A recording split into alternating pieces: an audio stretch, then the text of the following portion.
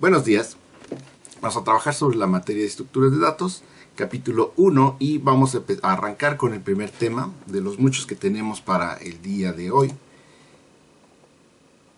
Como ya habíamos comentado, el temario completo para esta materia es el primer capítulo de tipos de datos, ordenamientos, listas lineales, listas no lineales y el capítulo de búsquedas. No los vamos a ver exactamente en este orden, los vamos a ver en un orden diferente. Está todo ahí en el archivito del plan que tenemos para esta materia. Entonces, nuestro primer tema para el capítulo 1 va a ser estructuras, la arquitectura de von Neumann. De hecho, aquí está mal, lo voy a corregir. Arquitectura de von Neumann. Y luego todos y cada uno de los tipos de datos de los que disponemos dentro de la computadora para poder nosotros trabajar de manera típica. Para ello, bueno, pues yo creo que primero y antes que nada hay que hacer algunas definiciones simpáticas. Lo primero que vamos a hacer es vamos a tomar un pequeñísimo tour muy breve sobre los tipos de señales que tenemos en la vida, en el mundo o en la ingeniería, a lo mejor podríamos decirlo de manera más precisa. Tenemos dos tipos básicos de señales: las señales que encontramos nosotros en la naturaleza, las señales que son analógicas por naturaleza, y las señales que nos interesan a nosotros los ingenieros modernos, que son las señales digitales.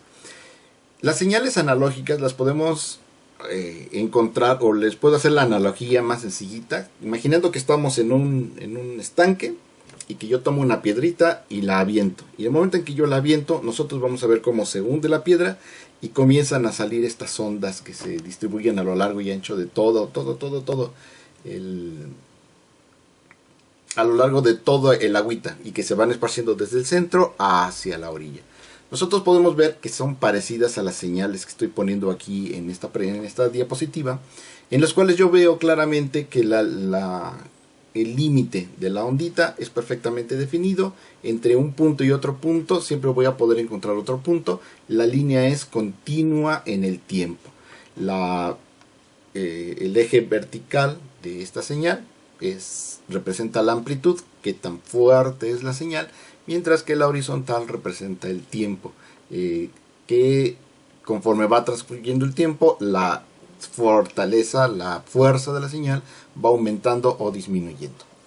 En la vida real las señales suelen ser analógicas, y sin embargo los ingenieros hemos deshecho sobre todo de manera moderna, hemos utilizado ya de manera estándar las señales digitales, en las cuales la señal no necesariamente se mueve de un punto al otro, y entre dos puntos cualquiera encuentro yo otro en medio, sino que utilizamos señales que o son o no son, y nosotros las solemos identificar como señales binarias.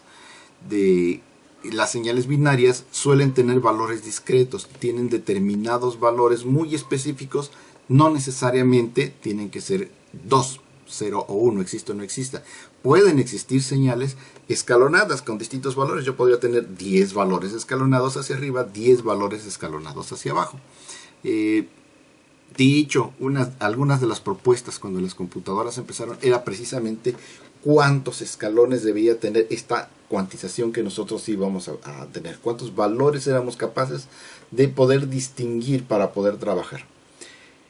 El número de escalones es importante porque de eso depende qué tan complicados van a ser mis circuitos. Si yo pongo muchos escalones, resulta que puedo meter más información en menos espacio. Si aquí en la señal digital yo pudiera tener 3, 4 escaloncitos, significa que en este pequeño espacio de tiempo yo puedo mandar mayor cantidad de información. De hecho, de alguna manera lo hacemos todavía en la ingeniería, y se hizo en la ingeniería analógica durante mucho tiempo. Por ejemplo, la información de color se metió en un pequeño espacio de tiempo, pero en vez de cambiar la amplitud, lo que hacíamos era que cambiábamos la frecuencia de la señal. La señal de croma en la televisión cambiaba la fase, cambiaba el ángulo de la señal senoidal que se transmitía, y dependiendo del ángulo de esa señal que ustedes conocen perfectamente bien, dependiendo del ángulo con el que se transmitía, era el color que tenía que representarse en la televisión, particularmente en el sistema norteamericano de televisión, mejor conocido como NTSC, que es el que tenemos aquí en México, o bueno, el que tuvimos en México para las señales analógicas de televisión. Entonces, una señal digital es una señal que tiene valores muy específicos, muy concretos, o como dicen los matemáticos, de valor discreto en el tiempo, de valor discreto en la amplitud. Se discretiza tanto en el tiempo, yo voy tomando valores específicos en el tiempo, como valores específicos en la amplitud. Y bueno, es básicamente la diferencia muy importante entre una señal analógica y una señal digital. La señal analógica tiene una forma continua en el tiempo, es como los números reales. Sabemos todos que los números reales, entre dos números cualquiera, siempre podré clavar otro número, mientras que entre los números enteros no puedo poner un número entre el 1 y el 2. Simplemente entre el 1 y el 2 no existe lugar para otro dato posible. Así que aquí me surge la primera duda. Tratemos de identificar algunas señales analógicas en el mundo. A lo mejor todos hemos jugado con este telefonito, en donde yo pongo un botecito, un vasito desechable, lo uno con un hilo a otro vasito desechable, hablo y del otro lado me escucha mi cuate, allá a 2 metros de distancia, y mientras jalamos el hilito estamos hablando por nuestro teléfono. Si no jugaron a eso, se perdieron mucha diversión. En un caso así, yo hablo y se escucha del otro lado, en el otro vasito.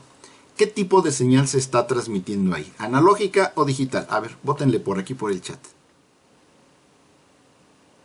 Ok, correcto. Esa es una señal analógica. Si yo levanto el teléfono de mi casa, el teléfono fijo, hablo y comienzo a platicar, estoy transmitiendo una señal analógica o digital.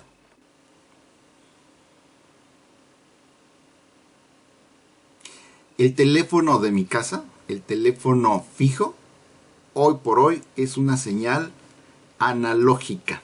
Si yo tomo un viejo micrófono de un viejo teléfono de 1950, lo enchufo a mi roseta, va a seguir funcionando como si tal cosa, lo crean o no. Las señales telefónicas del teléfono fijo son señales analógicas que se transmiten por líneas analógicas.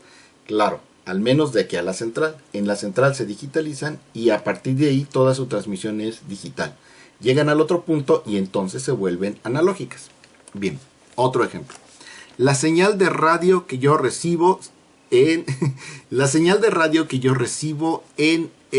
mi radio de FM es una señal analógica o digital. Es muy buena la observación, Alex. Efectivamente, hay señales digitales. Sobre todo las estaciones del IMER, las del Instituto Mexicano de la Radio, son estaciones que transmiten tanto de manera analógica como de manera digital. Los canales digitales se identifican correctamente porque ellos mismos se identifican como señales de alta definición, de HD, transmitiendo de forma digital. Pero todo el radio AM y FM es, sin dudas, analógico, de principio a fin. Hay varias estaciones por ahí, y a ver, esta es duda. Si yo tengo una estación de radio en donde hace mucho que no se utilizan discos LP, si yo tomo el CD, lo meto en mi disquete, en mi unidad de disquete o unidad de CD, le doy play, y en el momento en que le doy play transmito hasta mi radio, en donde yo con un botoncito de mi memoria saco la señal de radio y de ahí comienzo a escuchar, ¿la señal fue digital en algún momento? El proceso de transmisión de la señal, eso es lo que quiero preguntar. ¿El proceso de transmisión de la señal fue digital? Porque hay muchas estaciones todavía hoy que siguen identificándose como la señal digital de tu radio. ¿Qué creen? Han vivido engañados. La señal del CD o del MP3, porque hoy día las emisoras utilizan MP3. Entonces, en sus computadoras tienen almacenados todos los MP3, igual que lo haríamos cualquiera de nosotros aquí en el teléfono. Y entonces esa señal que sale del MP3 primero se transforma en una señal analógica, lo mismito que yo tendría en mis audífonos, y esa señal analógica la inyecto a los transmisores analógicos y luego el resto del proceso es analógico. De ahí va a parar a la estación analógica, a la antena de transmisión analógica, se transmite por el aire de manera analógica, se capta en el aire de manera analógica, entra al radio de manera analógica y todo el proceso en el radio, aunque sea una radio digital de memorias de mi coche supermoderno y que presenta los títulos de las canciones en el radio, con letritas digitales, todo el proceso es 100% analógico. Sorpresa. ¿Sale? Ok. Bien. Es importante que tengamos esto en cuenta porque el procesamiento cambia, obviamente, entre la fuente, entre el medio de transmisión y entre la recepción. A final de cuentas, por ejemplo, esta videoconferencia que tenemos el día de hoy, la estamos llevando a través de una cámara digital. La estoy grabando en mi cámara digital. De hecho, tengo mi videocámara filmando arribita de la videocámara web que tengo aquí en la computadora. Y resulta que la señal de mi voz es analógica. Es captada por el micrófono y es analógica. Entra en la computadora y inclusive en el enchufito donde la conectamos ahí a la PC, sigue siendo analógica. Es en la tarjeta de captura de la computadora cuando pasa de ser una señal analógica para convertirse en una señal digital. Y a partir de ahí todo su tratamiento es digital. Se convierte en una serie de numeritos, pasa por, se transmite a través de internet, a través de un protocolo en particular para llegar hasta sus casas. En sus casas toman la señal digital y en su computadora, en su tarjeta de sonido, se toma esa señal digital, se convierte en analógica y vuelve a salir al mundo de manera analógica. Los ingenieros hacemos trampa y todo el tiempo cuando tratamos con humanos, capturamos señales analógicas, las tratamos de manera digital y luego las regresamos a hacer señales analógicas.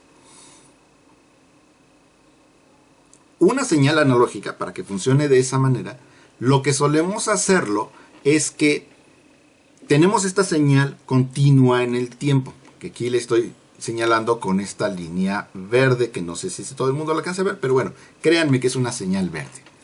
Y lo que hacemos es que tenemos estos escalones que les platiqué al principio. Ok, estos escalones que les platiqué al principio, aquí yo estoy poniendo 8 escalones que vienen desde el 0, 1, 2, 3, 4, 5, 6, 7, 8. Créanme que son 8 escalones. Decíamos, entonces, aquí yo tengo esta señal y tengo estos escalones de los que les estoy hablando.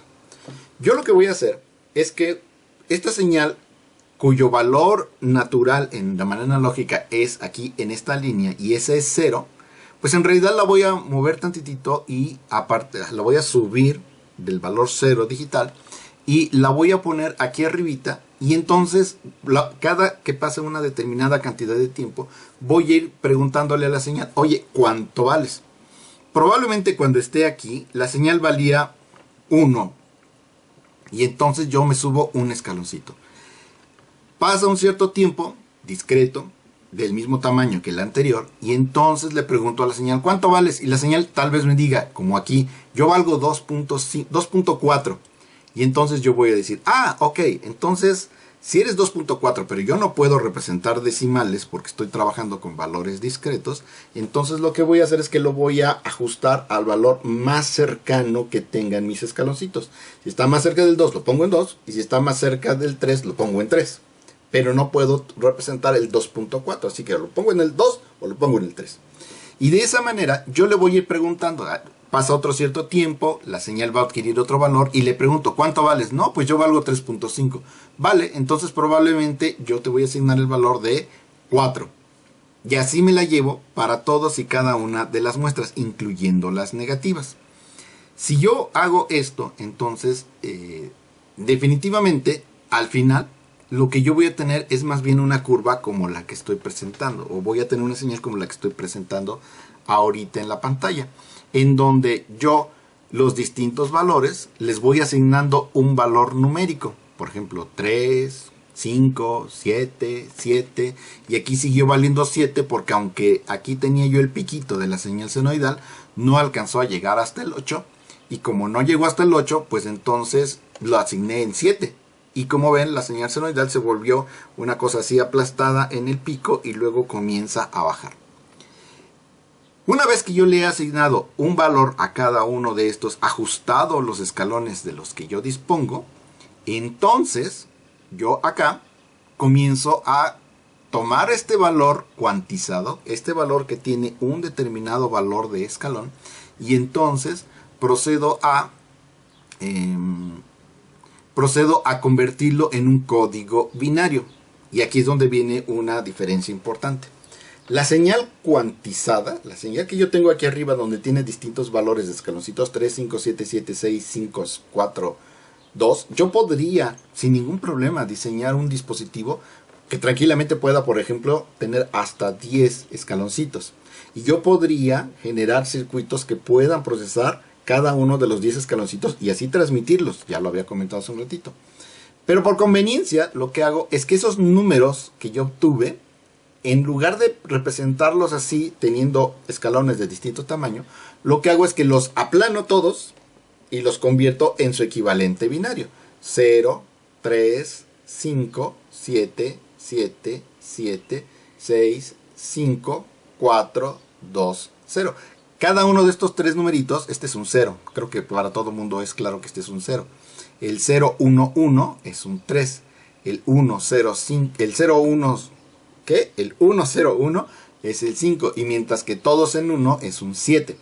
Entonces, yo convierto esos numeritos en su equivalente en binario. Y ese código binario es el que yo realmente, con la tecnología moderna, basado en posiciones binarias, es el que yo realmente voy a almacenar. Y lo voy a almacenar así porque para mí es fácil detectar, por ejemplo, en una cinta magnética, magnetizarla para que todas las células, todas las partículas de aluminio, de hierro, que se encuentran dentro de esta cinta, apunten hacia el norte o todas apunten hacia el sur, y de esta manera yo puedo diferenciar entre 0 y 1. O puedo almacenar un agujero o un no agujero. Un agujero o no agujero para poder representar el 0 o el 1. Yo puedo tener físicamente algo que esté presente o que no esté presente para representar estos ceros y unos. Es muy fácil con la tecnología y presenta un conjunto de ventajas para la transmisión. Todo eso está bien bonito. Ahora, ¿puedo yo tener estos códigos binarios y esta manera de representarla? Así, duda científica, inocente. Sabemos todos que un vinil lo que hace es que en el disco de vinil se graba la información dentro de la pista y la aguja va variando y se va moviendo conforme lo que va registrándose cuando yo capturé la señal de audio. La señal de un vinil es, por tanto, digital o analógica. Cuando hablo de vinil, hablamos del disco negro grandote. Analógica, correcto. Ahora, duda inocente. Si yo estoy grabando el disco conforme a la línea azul y estoy grabando los CDs y la música digital conforme a las cuantizaciones amarillas, convirtiéndola en las series de unos y ceros que tenemos acá, díganme ustedes, toda música, inclusive el CD, es digital, 100% digital. Así que CDs, DVDs y Blu-rays son 100% digitales. ¿Estamos? Los discos de vinil son analógicos, 100% analógicos. Entonces, aquí el tema que quiero sacar ahorita a colación es, a ver chicos, ¿cuál se ajusta más a la señal original? ¿Una señal de audio digital o una señal de audio analógica? Los cassettes son analógicos. El analógico, efectivamente. Aquí el tema está en que tenemos La digital tiene cierta pérdida de información, efectivamente. Sin embargo, nosotros para manejar todo tipo de música digital, hoy por hoy utilizamos la cuantización y después su respectiva digitalización, que ya quedamos que no es lo mismo. Cuantizar significa ponerle un valor y digitalizar significa ponerle el numerito en unos y ceros. Entonces, cuando yo estoy escuchando música digital, siempre voy a escuchar música que ha sido escalonada, como esta que yo tengo aquí. ¿Qué podría hacer para que la música digital se aproxime lo más posible a la música analógica, a una señal que yo pudiera tener en un medio analógico? Escalones más pequeños, es la primera sugerencia que nos hacen. Pues métele escalones más pequeños, o lo que es lo mismo, métele más valores a tu cuantización. La otra que me están sugiriendo es, bueno, pues entonces métele mayor frecuencia a las preguntas que le haces a la señal de en dónde vale. Entre más vayas empaquetando valores de cuantización por tiempo, si yo en una franja de tiempo nada más meto 3 cuantizaciones, pues va a ser muy diferente a meter 40 o a meter 4000. Y evidentemente, si los escalones en vez de ser solamente 2 son 4 o son 8 o son 60,000, pues es muy diferente la precisión que tú vas a tener para eso. ¿Sale? Duda inocente. Esa frecuencia, el tiempo que yo tardo entre una muestra y otro, yo lo voy a conocer con el nombre de frecuencia de muestreo. La frecuencia de muestreo me dice cada cuándo voy a ir a preguntar la señal, cuándo voy a jalar la información. Ustedes cuando compactan MP3, el compactador suele preguntarles, oye, ¿cuánto quieres que le ponga yo a tu canción? ¿A 96K? 182, 100, no recuerdo los valores del medio, o 320K.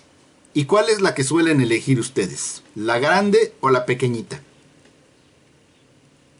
O la del medio.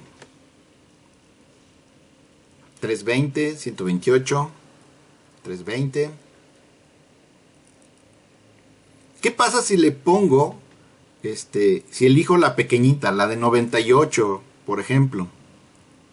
La frecuencia de muestreo, yo voy a tener una determinada rango de tiempo, un segundo, ¿sale? Y en ese segundo voy a hacer un número de preguntas. Si yo en ese segundo decido hacer solamente 2 preguntas, yo digo que mi frecuencia de muestreo es de 2 preguntas por segundo, o de 2 ciclos por segundo. Si yo en ese segundo decido hacer 25 preguntas, entonces mi frecuencia de muestreo es de 25 preguntas por segundo. Si yo hago 320,000, porque allí estamos hablando de miles de muestras por segundo, y yo decido tomar 320,000 muestras en un segundo, pues evidentemente la frecuencia aumenta. Al aumentar la frecuencia, aumento el número de preguntas, disminuyo el tiempo entre muestra y muestra y me acerco más a la señal analógica. Si elegimos las pequeñas, la calidad será menor, por supuesto, y es exactamente a donde voy. Si yo tomo en mi MP3 y le digo, ¿sabes qué? No la muestrees a 320, muestréalas a 98, porque ¿qué ventaja tiene muestrear menos? Que tengo menos muestras por unidad de tiempo. Si yo decido muestrar a 92, pues evidentemente 92 es mucho menos que 320. La cantidad de muestras es menor y por lo tanto utilizo menor cantidad de espacio. Donde antes cabían 2,000 canciones, ahora pueden caber 16,000 canciones. Está chido traer toda mi colección. Y claro, pues si es la música del microbús, pues no hay ningún problema. Pues métele ahí todas las que quieras en la calidad que sea, ¿verdad? No hay ningún problema. Pero si quiero escuchar la música con buena calidad, normalmente voy a tener que pagar el precio aumentando la frecuencia de muestreo para que se escuche con una calidad aceptable. Ahora, de la misma manera, yo aquí en este ejemplo, por ejemplo, estoy tomando solamente 8 escalones. Y para 8 escalones solamente necesité 3 bits, porque solamente necesito 3 bits para muestrear, para representar cualquier valor entre 0 y 8. El tema está Sí, definitivamente. José José, entre más frecuencia, más duele. Y en realidad, aunque se oiga en el fondo de una cazuela, José José siempre duele. Y más en 15 de septiembre, ¿no? Todos lo sabemos. Ok. Entonces, aunque a mí me duelen más los oídos cuando lo oigo a baja frecuencia. Pero bueno, ese es otro rollo. El tema está en que si yo tengo menor cantidad de escalones, entonces yo voy a necesitar menor cantidad de bits. Estos paquetitos que tengo aquí, que representan una cierta cantidad, entre menos escalones tenga, menor cantidad de bits, y por lo tanto puede también eso hacer que sea una menor cantidad de espacio la que yo necesito para trabajar. ¿Estamos? Y por lo tanto puedo meter mayor cantidad de información. Y lo entrecomillo porque pues no necesariamente esto tiene que ser así. Ah, mira, qué buen punto. ¿Qué pasa con la parte negativa de la señal? Permítanme cambiarme a mi Jamboard. Acá está.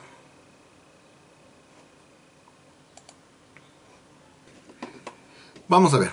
Yo tengo una hermosísima señal negativa. Digo, una hermosísima señal que vamos a poner así. Esta es mi señal, ¿sale? Y normalmente yo sé que el eje pasa... ¡Ay! Me quedó bien chueca. Sabemos que aquí en el eje vertical, como estamos diciendo, este es el punto 0.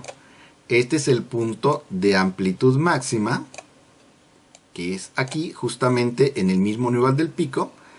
Sí, pero... Bueno, está bien. Trataré de hacerlo con el celular la próxima vez para que me quede menos peor. Pero ya lo intenté y me salen igual de feos, ¿eh? Realmente necesito un iPad. Aquí le vamos a poner el A negativo. Ahí está. Entonces, normalmente esto es lo que yo tengo. Tengo una amplitud máxima positiva y una amplitud máxima negativa. Y la señal está en 0. Esta señal que yo tengo aquí, yo suelo representarla con una ecuación. Ok, díganme, ¿cuál es la ecuación que representa?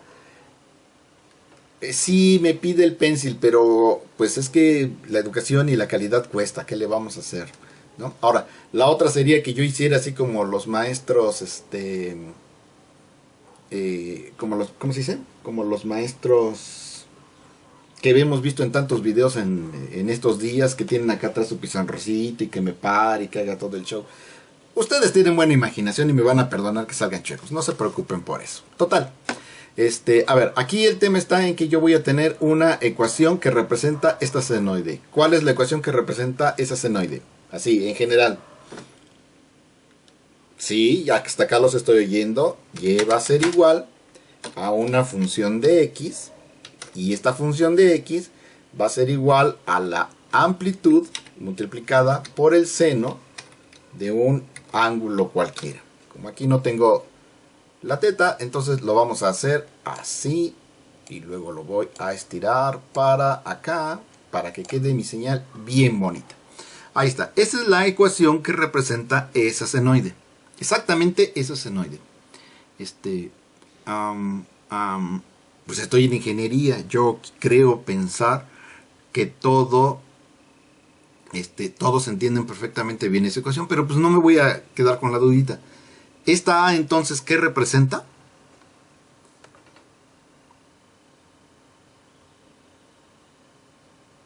La W es porque no hay una teta, efectivamente. Efectivamente. La A está representando la amplitud máxima de la senoide. Sabemos que la senoide, el seno de un ángulo cualquiera, es un valor que va entre 0 y 1. Si ese valor que va entre 0 y 1 lo multiplico por A, entonces me va a dar un valor entre 0 y A, pero miento totalmente. El seno de un ángulo es un valor que va entre menos 1 y 1. Por lo tanto, si varía entre menos 1 y 1, los valores que me van a dar es A y menos A. Esta es la ecuación que representa a esta senoide. Pero resulta que a la hora de digitalizar, yo no quiero que el 0 quede aquí, porque si no voy a tener que tener valores negativos en mi señal. ¿Qué es lo que podría hacer? Pues lo que puedo hacer es que borro el eje de aquí. Ya no quiero el eje ahí. Adiós, adiós, adiós, adiós, adiós, adiós. A ver, por eso no me interesaba. El ángulo, el W es el ángulo de mi señal, ¿sale? Y voy a poner ahora el 0 aquí abajo, así. Por lo tanto, este ya no es A, sino que en realidad esto se va a convertir en A. Perdón, se va a convertir en 0. ¿Y esto de aquí en qué se convierte? Se queda como A. Correcto. Esto en realidad es 2A. ¿Por qué? Porque contiene la primera parte de acá, la segunda parte de acá, y en estos dos en total suman 2A. Por lo tanto, mi señal ya no puede ser representada por Y igual a A seno de W. ¿Cómo es que realmente, qué ecuación es la que realmente representa esta señal que quedó? Hasta acá los estoy oyendo. Están pensando muy fuerte y hasta acá los oigo. Y va a ser igual a una función. Es que no es una función de X, es una función de W, del ángulo, ¿sale? Ahora sí estoy siendo matemáticamente correcto. Ok, ¿y qué le pongo ahí en la constante? Díganme, ¿cómo va la ecuación?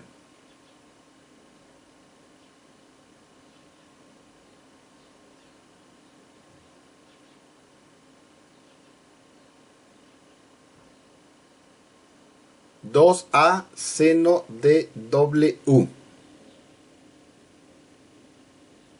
No.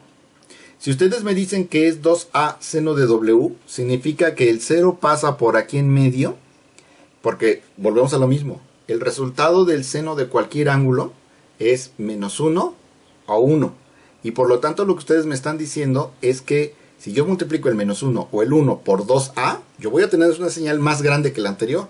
Va a ser 2 hasta arriba positivo y 2 negativo. No, esa no es la ecuación que define esa curva. Les voy a dar un tip. Es A seno del ángulo. ¿Y qué más? Más 1. No es más 1. Estuviste cerca. Entre 2. No entre 2. Así, para que salga exactamente la que tenemos ahí en el Jamboard. A la 2. No se exponencia a la 2.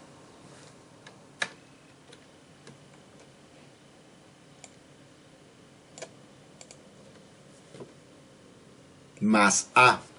Fíjense, yo tenía esta señal, aquí estaba el eje que era el eje 0. Si le sumo, cuando valía 0, que ahora es este 0, y le sumo A, pues me va a quedar A. Cuando valía A, si le sumo A, va a quedar 2A de amplitud. Cuando valía menos A y le sumo A, ahora me va a salir 0. Esta es la ecuación que realmente representa esta señal que tenemos aquí. Esa ecuación, tal como yo la tengo, es una señal que es la original que tenía positiva, negativa, positiva, negativa, positiva, negativa, que le sumo una constante y eso va a hacer que la señal completita suba de valor. En electrónica se le llama meterle un bias, meterle una polarización, un valor estable sobre el que yo voy a montar mi señal analógica. Entonces mi señal analógica, mi señal de corriente alterna se monta sobre un voltaje positivo y de esa manera yo hago que fluctúe y que siempre, siempre, siempre tenga valores positivos, independientemente de cómo se vaya moviendo para arriba y para abajo. Yo sugeriría que como ejercicio tomaran las dos, sáquenle una impresión de pantalla ahorita a las dos ecuaciones. Bueno, a ver. Ahí está el Jamboard, ¿sale? Se los voy a dejar ahí y no lo voy a modificar.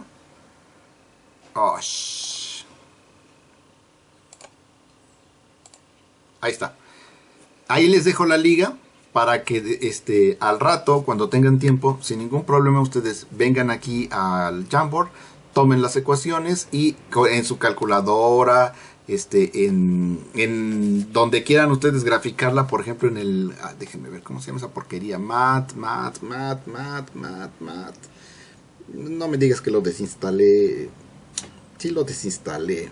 Esa que le pones ahí el celular en la pantalla y te soluciona la ecuación, y además hasta te la Photomat, exactamente, en Photomat. En Photomat ustedes la ponen y la ven que la grafique. Cualquiera de las aplicaciones que ustedes tengan que haga eso, vean la gráfica de ambas. Sería mejor si después de que lo hace el teléfono, lo hacen ustedes a mano para que entiendan realmente qué es lo que está pasando. Háganse un ciclo y nada más pónganle 4 digitalizaciones en 0, en 45, en 90 y así con incrementos de 45 para que vean que efectivamente las dos ecuaciones cumplen lo que estoy diciendo. ¿Estamos de acuerdo? Eso sería muy bueno que lo hicieran. Insisto, es por su salud mental. Si no lo hacen, van a sufrir con algo que se les va a presentar en su futuro después. Entonces, ya tenemos aquí el Classroom y como todo mundo ya se unió y va a guardar esta liga, ya van a poder entonces, sin ningún problema, cambiarse conmigo para... Duda, ahí no les cambió, ¿verdad? Se tienen que mover a manito ustedes al primer Jamboard.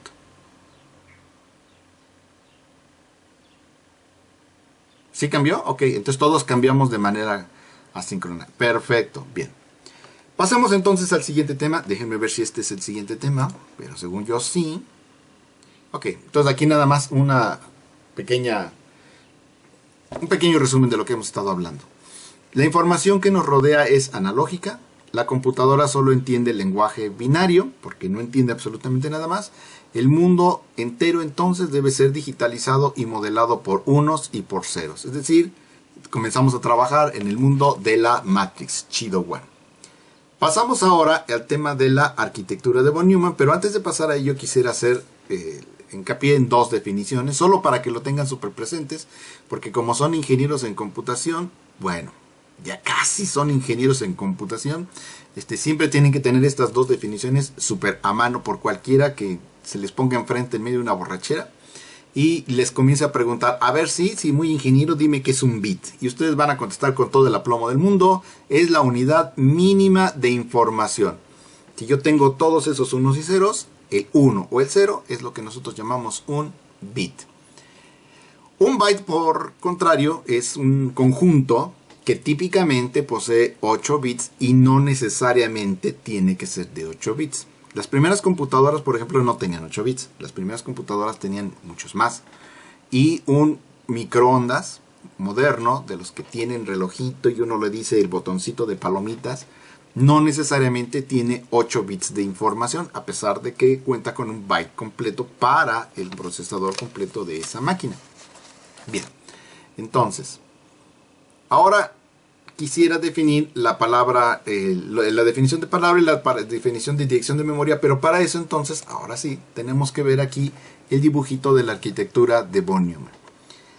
Y la verdad es que preparando este curso me he llevado la agradable sorpresa de que por alguna extraña y misteriosa razón, la entrada y la salida que yo aquí le estoy colgando a la unidad de control, hoy por hoy la están dibujando colgada a la unidad de memoria. La verdad es que es una verdadera sorpresa para mí, inclusive porque lo vi en un texto de... pues en el texto que se les publicó en la plataforma donde se cuenta la historia de von Neumann, y ahí vemos que la entrada y la salida están colgadas de la unidad de memoria.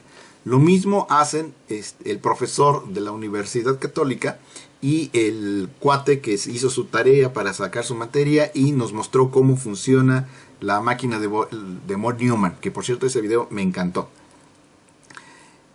La verdad es que en todos los libros que yo conocía, la unidad de entrada está conectada a la unidad de control y la unidad de salida está conectada a la unidad de control, y a mí me parece que eso es lo correcto en cuanto a lo que la arquitectura de von Neumann plantea.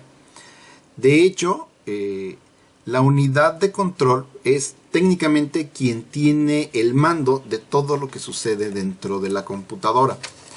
El diagramita de 5 cuadritos, que es como solemos comprender esta chunche, de manera típica dice, mira, Déjenme ver. Puedo dibujar aquí una figurita.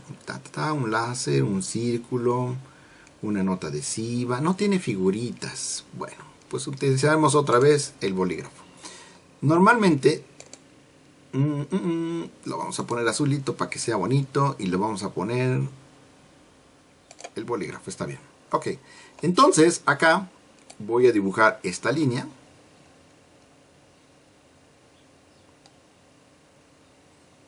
Y de manera típica, esto que puse en el cuadrito es lo que nosotros conocemos como CPU o unidad central de procesamiento. Es la cajita que yo compro o que yo compraba, porque ahora como ya compramos todo en una sola, en la pantalla va embebido todo el asunto, resulta que este cuadrito ya se extendió hasta acá, todo en uno. Pero bueno, de manera típica, esto es lo que nosotros solíamos tener como la unidad central de procesamiento o CPU o UPC, inclusive en español, ¿no? Del mismo modo, nosotros sabemos que estos dos componentes normalmente van empaquetados en el mismo chip.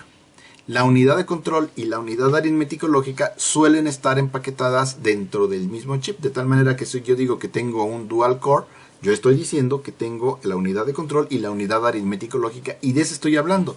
Y la unidad de memoria la tengo en un chip o en varios chips aparte, ¿sale? De manera que yo pueda intercambiar la cantidad de memoria que le voy a poner a la computadora. Las unidades de entrada y de salida pues son dispositivos externos, que no signifique que no formen parte de la computadora. Ok, como yo sé que este tema está súper sabido por ustedes, díganme, ¿cuáles son ejemplos de dispositivos de entrada?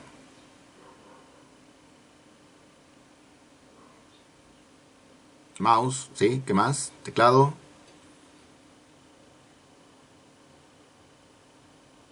Micrófono, correcto. A ver, por ahí me dijeron los audífonos. ¿Los audífonos son dispositivos de entrada? ¿El disco duro es dispositivo de entrada? El disco duro, ¿qué es lo que hace? Almacena información. Entonces, como almacena información y su labor es única y exclusivamente almacenar información, el disco duro forma parte de la unidad de memoria. Los audífonos. ¿Cuál es la función de los audífonos? Atrapar, captar señal, según lo que vimos ahorita de los conceptos de cuantizar, el micrófono, los audífonos. Los audífonos atrapan información o sacan información de la computadora. Los audífonos sacan información y por lo tanto son una unidad de salida. Y estrictamente hablando no es así, porque el audífono no forma parte de la computadora. Aquí habría que dibujar todos los dispositivos analógicos que hoy por hoy le colgamos a las salidas digitales. Los audífonos no están, no forman parte del entorno digital, o lo que es lo mismo, esta chiva es digital o es analógica. Estas chivas, los audífonos, ¿son digitales o analógicos?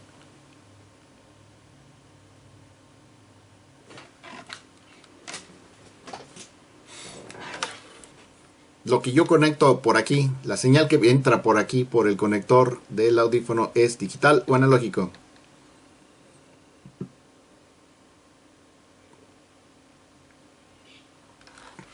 Estos en particular que estoy mostrando, si son alámbricos, son 100% analógicos.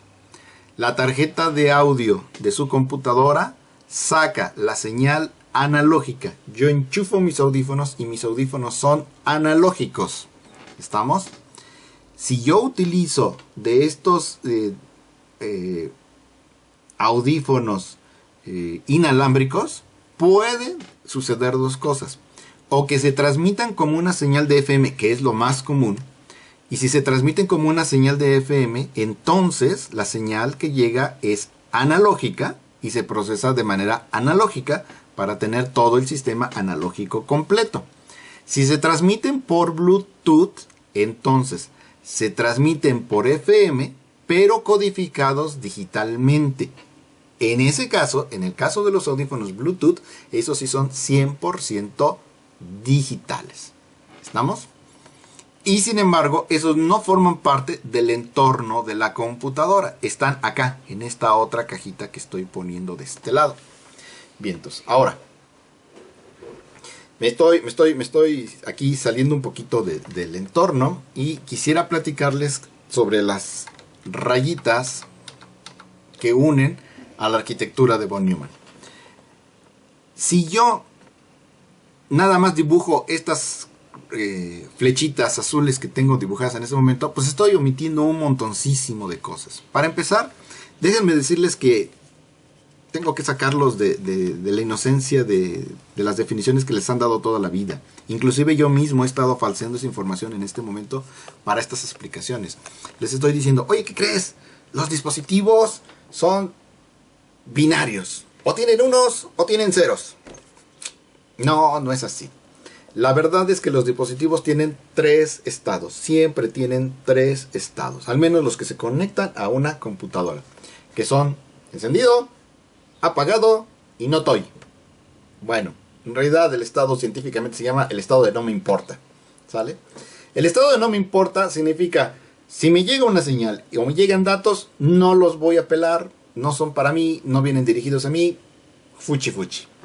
Entonces, la unidad de control hace lo siguiente. Está conectado a todos los dispositivos. Y lo voy a dibujar, pero esta vez voy a tomar un colorcito rojo como este, bien mono. Y voy a dibujar una línea entre la entrada y la unidad de control. Entonces, por ejemplo, cuando estoy haciendo un programa, la unidad de control le dice a la unidad de entrada, habilítate. Y entonces la unidad de entrada, mi ratoncito, dice, oh sí, ya van a ocuparme. Entonces me habilito y a partir de este momento lo que el usuario haga con el ratoncito, se lo voy a comenzar a informar a la unidad de control. La unidad de control, si recibe algo a través de esto, le dice a la unidad de memoria, oye, tu memoria, deja de estar en el estado de no me importa nada en la vida y ponte en uno de los 2 posibles estados que tienes, que son lectura o escritura. Y entonces lo que venga de la entrada lo toma la unidad de control y se lo pasa a la unidad de memoria para que quede almacenado. A ver, ¿cómo? Le hago clic y luego shift y luego me muevo. A ver, así. Ah, mira qué bonito. Gracias por el tip. Ok, entonces, de aquí de la unidad de control, si yo ese dato que acabo de meter lo quiero mandar a otro lado, entonces le dice a la unidad de salida, ya no estés en la flojera total. Yo quiero que te actives tú el dispositivo 44. Y el dispositivo 44 se pone en estado de alerta y comienza a recibir la información. Porque este dibujito que tenemos aquí, pues en realidad, como siempre, como les digo, está hiper simplificado. A ver, en su computadora, ¿tienen un solo dispositivo de salida?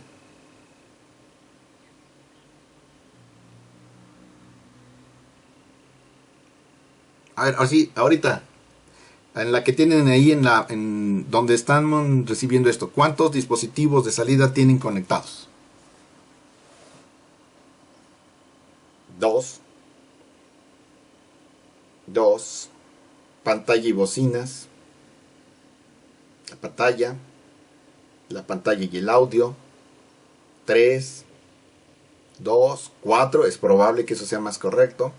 Veamos, yo por ejemplo aquí tengo la computadora, está conectada a la impresora, al escáner, a la bocinita donde estoy escuchándolos a ustedes, y al monitor, por supuesto. El monitor también es un dispositivo de salida. Entonces yo aquí en realidad no tengo un cuadrito, tengo un chorro de cuadritos aquí. ¿Cuántos dispositivos de entrada tengo? El teclado, por supuesto. El ratón es otro dispositivo de entrada. El escáner es un dispositivo de entrada. La videocámara es un dispositivo de entrada. La cámara web es una de entrada. Por supuesto, el wifi, la tarjeta de inalámbrica, es un dispositivo tanto de entrada como de salida. Se comporta como el uno o como el otro, ¿sí? Y eso va a depender de lo que la unidad de control le diga. Entonces, para empezar, la unidad de control, otra vez lo quiero rojo, Para empezar, la unidad de control entonces tiene conexiones hacia todos lados para que yo pueda realizar las indicaciones de las instrucciones sobre lo que debe de hacer cada uno de los dispositivos. Cambiemos ahora de color por un verdecito. Y una vez que la unidad de control le dice a la unidad de entrada, habilítate, yo voy a tener otro canalito. Ay, no se vio nada. Yo voy a tener otro canalito. Ahí está el canalito. Z, dibujemos una sola. Ahora sí. Voy a dibujar otro canalito. Está muy delgadito. No. Vamos a tomar mejor el marcador. Sigue estando muy delgado. Bueno, ahí está. Otro canalito, y ese es el que va a transferir los datos. La unidad de control le dice, habilítate, y lo que vaya recibiendo, por favor, me lo pasas. Y entonces la unidad de entrada recibe esos datos y luego la unidad de control los transfiere a la memoria. Si es menester de la unidad de memoria, la unidad de control los puede transferir a la unidad aritmético-lógica, donde van a ser procesados de alguna manera, y el resultado se vuelve a regresar a la unidad de memoria, y de la unidad de memoria pasan a la unidad de salida. ¿Sale? Si yo tengo esto como lo estoy mostrando, entonces por una parte voy a tener unos cables que van a permitir decirle al dispositivo, oye, tú te vas a habilitar. Luego tengo otros cables diferentes y le voy a decir, tú eres unos cables específicamente diseñados para transferir la información. Pero el tema está en que, por ejemplo, para la unidad de memoria, pues no es así como que toma la porquería y ahí ponla donde quieras. Yo, unidad de control, también le voy a decir dónde quiero que la ponga. Y eso lo voy a hacer. Ahora tomamos el negro para decirle, mira, y voy a tomar el pincel.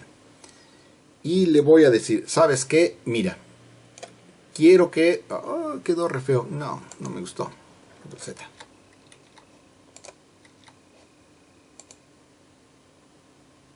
Pues ni modo, con negro aquí.